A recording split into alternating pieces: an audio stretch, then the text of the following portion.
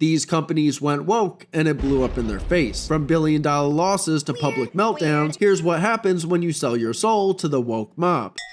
Bud Light used to be the all-American beer. Then in 2023, they partnered with trans activist Dylan Mulvaney and sent her a custom can to celebrate 365 days of girlhood. That one post blew up the internet. People were furious. Kid Rock went viral for shooting a case of Bud Light with a rifle. Bars stopped serving it. Customers stopped buying it. Sales tanked over 25% almost every month. They lost their #1 spot as America's top-selling beer. Anheuser-Busch laid off workers and tried to backpedal, but it was too late. In 2024, they tried to win back their base by bringing in comedian Shane Gillis for a series of ads, including a Super Bowl commercial with Post Malone and Peyton Manning. I wish Peyton Manning was my best friend. How we doing? Hey.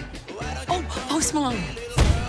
Hey. It was a clear attempt to reconnect with everyday Americans, but the damage was done. Bud Light went woke and it became the punchline of every joke. Target decided to join the woke parade in May 2023 by rolling out LGBTQ pride displays in the front of their stores. That included tuck-friendly swimsuits and baby clothes with pride slogans. Parents were outraged, and I personally stopped shopping there for my kids. Target tried to move the displays to the back, but it didn't help. People called for a boycott. The company lost $15 billion in value in just a couple weeks, and now Target is stuck in no man's land trying to win back the very customers they gave the boot to. Disney used to be about magic and family fun. Then they got political. In 2022, Disney publicly attacked Florida's parental rights bill. Executives bragged about sneaking woke content into kids' shows. I don't have to be afraid to let's have these two characters kiss. Let's in the background. I was just wherever I could, just basically adding queerness to if you see anything queer in the show, I'm proud of them. But I just was no one would stop me and no one was trying to stop me. Families noticed, and so did Governor DeSantis, who hit back hard. Disney's stock dropped over 40% in 2022, and they lost $120 billion in value. Their movies flopped and families pushed back. But instead of learning from their mistakes, Disney doubled down. They started race-swapping classic characters, making Ariel black in The Little Mermaid and Tinkerbell black in Peter Pan and Wendy. Then came Snow White. Disney cast Rachel Zegler, who trashed the original movie in interviews, calling the prince a stalker and mocking the fairy tale entirely. They rewrote the story to reflect the times instead of honoring the one that generations grew up with. Fans pushed back hard, and the backlash was so bad that the film flopped before it even released, becoming a PR nightmare for Disney. But inside Disney, woke ideology still ruled the day, especially under Kathleen Kennedy, the far-left president of Lucasfilm. She turned Star Wars into a lecture on identity politics, and even Elon Musk said she was more deadly than the Death Star. Disney kept chasing social media points, and in the process, they lost millions of loyal fans. Victoria's Secret was the gold standard of beauty, but in 2021, they got embarrassed into going woke. They replaced their famous angels with woke activists and plus-size models. They called it empowering. I call it pathetic. Sales dropped fast, and in 2023, the company admitted the rebranding failed. Turns out, selling lingerie by apologizing for beauty is not a winning strategy. In 2019, Gillette ran an ad about toxic masculinity. It painted men as bullies and creeps. It was supposed to be empowering, but instead it pissed off their own customers. Millions of men ditched Gillette razors. P&G, their parent company, took an $8 billion hit. That's billion with a freaking B. Billions and billions and billions and... Gillette tried to spin it, but the damage was already done. A razor company calling men the problem? Yeah, not the best plan. Nike used to play it smart. Back in the day, Michael Jordan famously said, "Republicans buy sneakers too." He stayed out of politics and built a brand that everyone could wear. But in 2018, Nike threw that out the window and made Colin Kaepernick the face of their brand. They knew it would divide people, and it did. People burned their shoes, boycotted the brand, and blasted Nike for hating America. Then in 2023, Nike pulled a Bud Light and hired Dylan Mulvaney to promote women's sports bras. It backfired immediately. Female athletes called them out for replacing real women with men. Another boycott, another PR disaster. Nike used to understand their audience, and now they just chase headlines. They went woke and forgot how to win.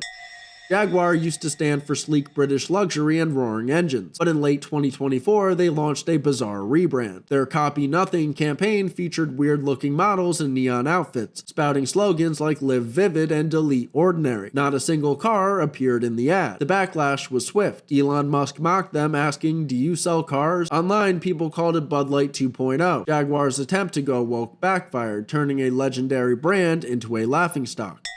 Ben & Jerry's has always been left-wing, but in July 2023, they took it too far. On Independence Day, they tweeted that America was built on stolen land and said it was time to give it back. The truth is, our entire country exists on stolen indigenous land. This Independence Day, let's give it back. Return Mount Rushmore to the Lakota. On the 4th of July, people were furious. Their parent company lost $2.5 billion in market value. When your dessert starts lecturing you about land rights, maybe it's time to switch brands.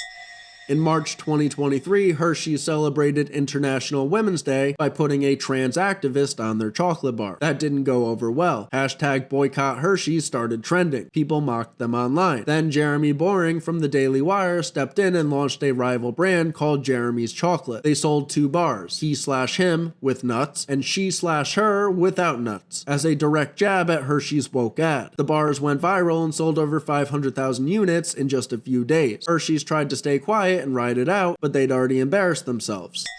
The company North Face ran a Pride Month ad in May 2023 with a drag queen in rainbow outfit telling people to come out to the outdoors. People weren't buying it. Hashtags like boycott North Face started trending. The company tried to stand their ground, but it didn't matter. When your customer base includes hikers and hunters, drag marketing isn't exactly the smartest pitch.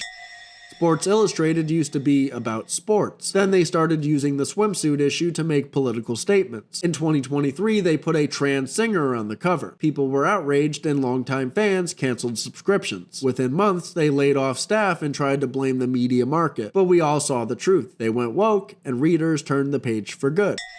Even Cracker Barrel bent the knee. In June 2023, they posted a rainbow rocking chair for Pride Month. That's all it took. Longtime fans lost it, and people who had eaten there for decades swore they'd never go back. The internet blew up with jokes about Woke Barrel. They thought they could sneak in a woke message and keep their base. They were wrong.